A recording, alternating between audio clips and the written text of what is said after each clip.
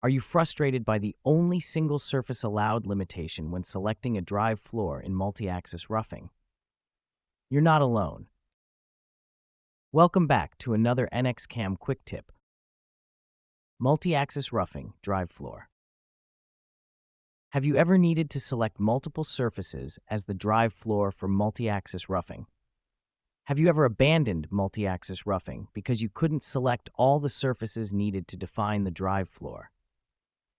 To get around the single surface limitation, you can create a single sheet surface that accurately represents the multi-face drive floor.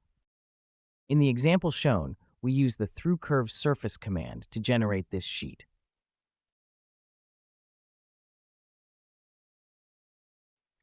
Using curves from the boundaries of the drive floor faces, we generate a single surface that matches the shape of the multi-faced floor. This new surface doesn't need to be part of the workpiece. It can be a separate sheet created solely for toolpath generation. Once the single sheet surface is created, you can select it as the drive floor in the multi-axis roughing operation.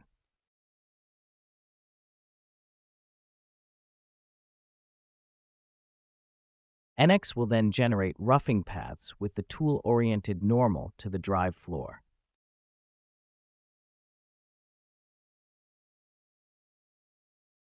This is how you can work around the single surface limitation in NXCam's multi-axis roughing. By creating a representative sheet surface, you unlock the full potential of this powerful toolpath strategy. And that's today's NXCam quick tip of the day. Thanks for watching. For more insights, stay tuned to long-term technology services. Need help with NXCam? Please reach out. We're here to help.